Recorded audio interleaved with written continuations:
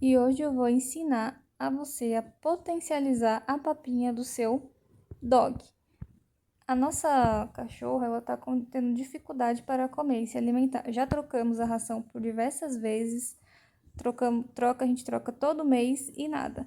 Então, aqui para potencializar, você compra essa latinha da Origem e coloca uma colher de sopa em cada 2 litros da papinha.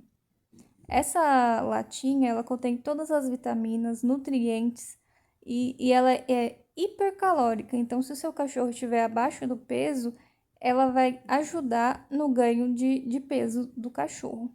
No nosso caso é a Akita, que não está tendo dificuldade em comer e ela está abaixo do peso. Já tentamos por diversas vezes dar todo tipo de vitamina e nada está ajudando. Então, essas papinhas estão ajudando.